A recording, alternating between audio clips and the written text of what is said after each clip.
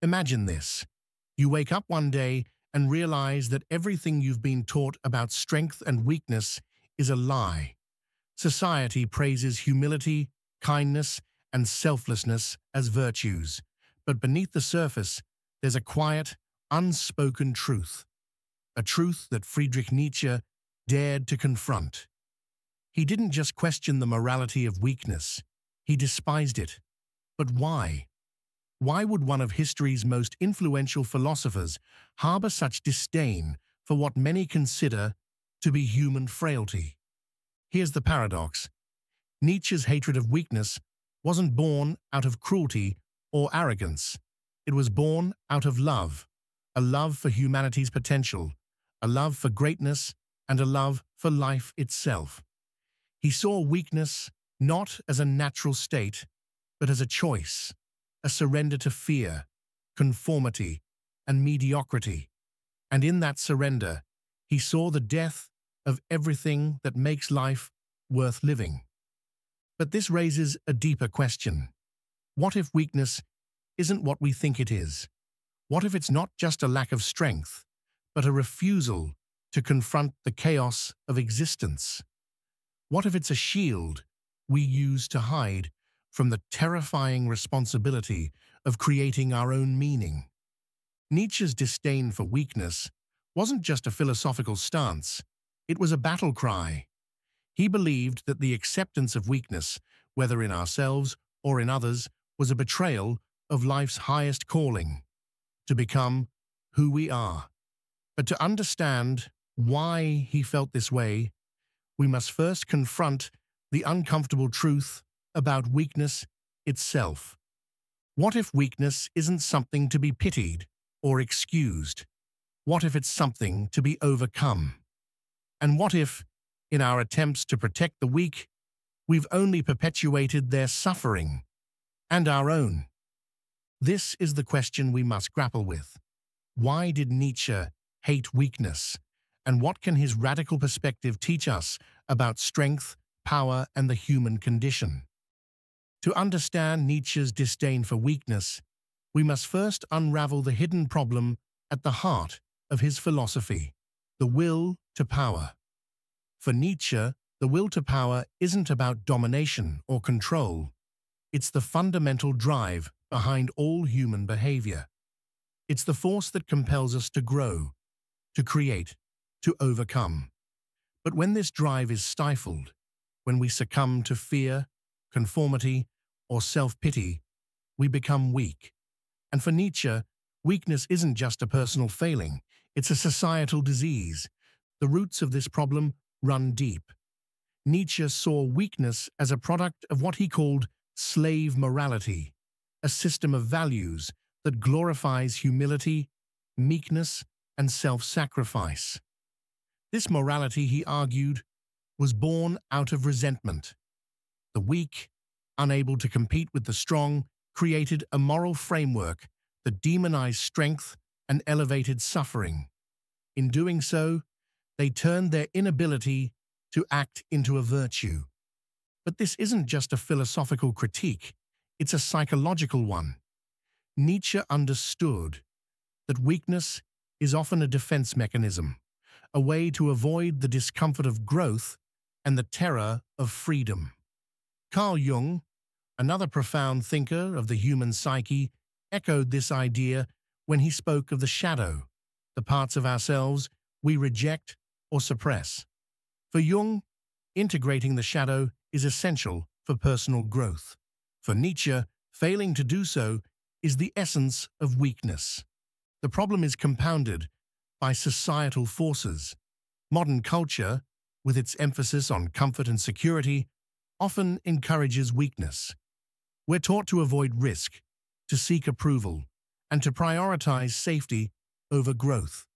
This creates a feedback loop. The more we avoid discomfort, the weaker we become, and the weaker we become, the more we cling to the very systems that perpetuate our suffering. Nietzsche's critique of weakness is also a critique of modern society. He saw how institutions, religious, political, and cultural, exploit weakness to maintain control. By encouraging people to see themselves as victims, these institutions create a cycle of dependency and passivity. The weak, instead of rising to meet life's challenges, turn to external authorities for guidance and validation. But here's the twist. Nietzsche didn't hate the weak because they were powerless. He hated what weakness represented, a betrayal of life's potential. He believed that every human being has the capacity for greatness, but that this capacity is often squandered. Weakness for Nietzsche isn't just a lack of strength, it's a refusal to embrace the chaos and uncertainty of existence. It's a denial of the will to power, the very force that drives us to create, to grow, to become. This raises a haunting question. What if Nietzsche's hatred of weakness wasn't about judgment, but about love? What if it was a call to awaken, to reject the comfort of mediocrity, and embrace the struggle of becoming who we are? The consequences of weakness, as Nietzsche saw them, are not just personal. They ripple outward, shaping the very fabric of society. When individuals succumb to weakness, they don't just harm themselves. They contribute to a culture of mediocrity, dependency, and stagnation. This is the unseen trap Nietzsche warned about. A world where the weak are celebrated for their suffering and the strong are vilified for their ambition. Consider this. Weakness often masquerades as virtue. Humility becomes self-effacement. Kindness becomes passivity. And selflessness becomes a denial of one's own needs and desires. These distortions create a society where authenticity is discouraged and conformity is rewarded. The result is a collective erosion of individuality and creativity, a world where people are more concerned with fitting in than standing out. But the consequences go even deeper. Weakness, when left unchecked, breeds resentment.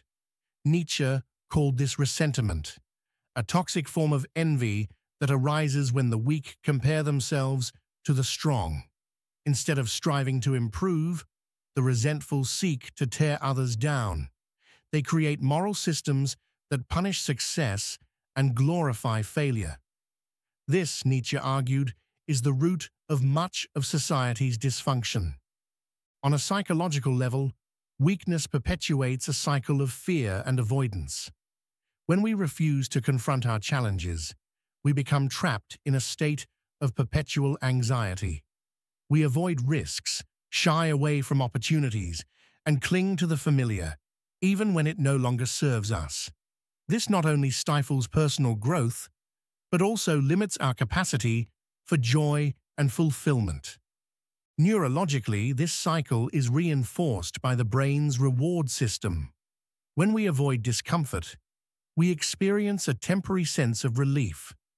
But this relief is fleeting, and over time, it reinforces the very behaviors that keep us weak.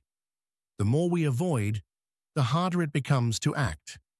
The harder it becomes to act, the weaker we feel. And the weaker we feel, the more we avoid. Culturally, this creates a feedback loop. Society rewards conformity and punishes deviation. The weak, instead of being encouraged to grow, are coddled and placated. This not only perpetuates their suffering, but also undermines the potential of the strong. In a world where weakness is celebrated, greatness is often met with suspicion or hostility. But perhaps the most insidious consequence of weakness is its impact on meaning. Nietzsche believed that meaning is not something we find, but something we create. Weakness, by its very nature, undermines this process. When we refuse to confront life's challenges, we forfeit the opportunity to create meaning. We become passive recipients of life, rather than active participants. This raises a chilling question. What if our celebration of weakness is not an act of compassion? but a form of collective self-sabotage. What if, in our attempts to protect the weak, we've only deepened their suffering and our own? If weakness is a trap, then breaking free requires nothing short of rebellion, a radical shift in how we see ourselves and the world. Nietzsche's solution was not to pity the weak or to force them into strength, but to awaken them to their own potential. This is the essence of his philosophy, a call to embrace the chaos of existence and to create meaning in the face of meaninglessness. The first step in this rebellion is to confront the shadow. Carl Jung believed that the shadow, the parts of ourselves we reject or suppress, holds the key to personal growth. For Nietzsche, confronting the shadow means embracing the discomfort of growth and the terror of freedom. It means rejecting the safety of conformity and stepping into the unknown. This is not an easy task. It requires courage, self-awareness, and a willingness to sit with discomfort. But the rewards are immense. By confronting our fears and insecurities, we reclaim the parts of ourselves we've disowned. We become more authentic, more resilient, and more alive. The second step is to reject slave morality. Nietzsche believed that the values of humility, meekness, and self-sacrifice were created by the weak to suppress the strong. To break free, we must question these values and create our own. This doesn't mean rejecting all morality. It means creating a morality that aligns with our authentic selves. This process of revaluation requires us to think critically about the stories we tell ourselves about who we are and what we are capable of. These stories are often shaped by cultural narratives, societal expectations, and past experiences. They can limit our potential and keep us trapped in a cycle of dissatisfaction. To break free, we must rewrite these stories. We must become the authors of our own lives, rather than characters in someone else's script. The third step is to embrace the will to power. For Nietzsche, the will to power is the fundamental drive behind all human behavior. It's the force that compels us to grow, to create, to overcome. By embracing this drive, we tap into our innate potential for greatness. This doesn't mean seeking power over others. It means seeking power over ourselves. It means taking responsibility for our own existence and shaping our lives according to our own values and desires. It means rejecting the comfort of mediocrity and embracing the struggle of becoming who we are. The fourth step is to create meaning. Nietzsche believed that meaning is not something we find, but something we create. This requires us to take an active role in our own lives, to set goals, pursue passions, and confront challenges. It means finding joy in the process of living, rather than fixating on the outcomes we achieve. This shift in perspective is not just philosophical, it's practical. It requires us to cultivate what psychologists call psychological flexibility, the ability to adapt to changing circumstances, to tolerate discomfort, and to stay aligned with our values, even in the face of uncertainty. This is the essence of resilience. It's what allows us to thrive in a world that is inherently chaotic and unpredictable. But perhaps the most important step is to embrace the paradox of weakness. Nietzsche's hatred of weakness wasn't about judgment. It was about love. It was a call to awaken, to reject the comfort of mediocrity and embrace the struggle of becoming who we are.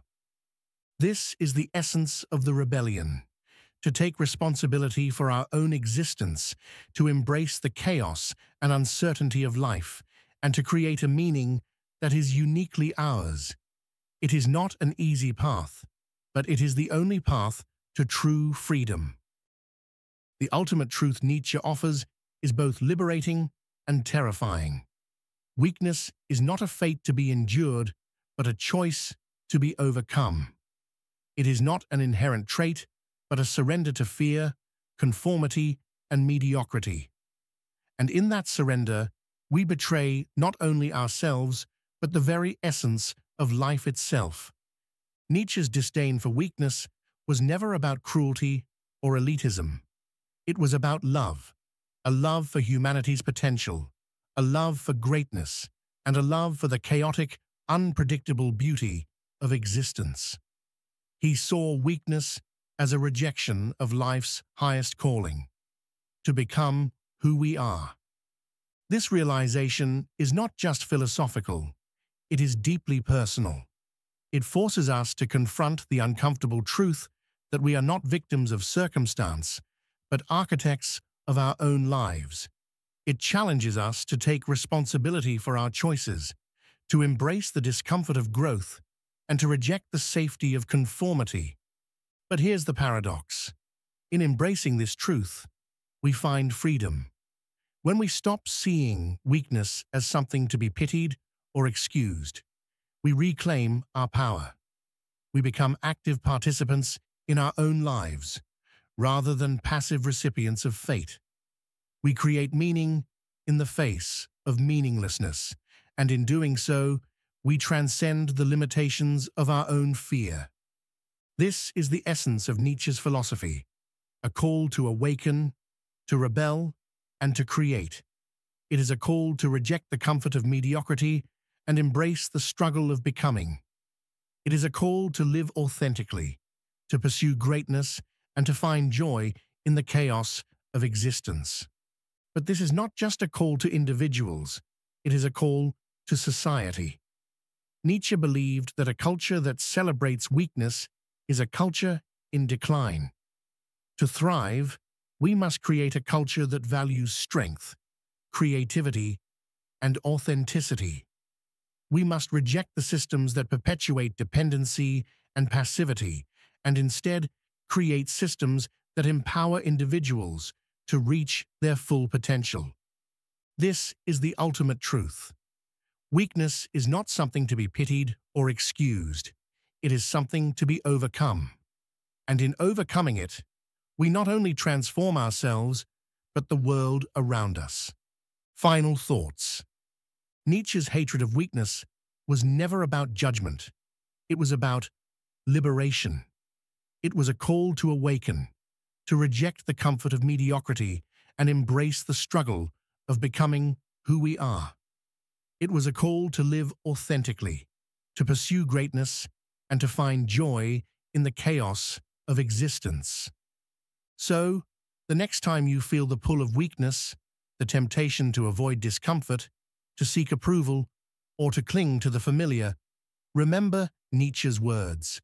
What does not kill me makes me stronger. Embrace the struggle, confront the chaos, and create a life that is not just meaningful, but extraordinary.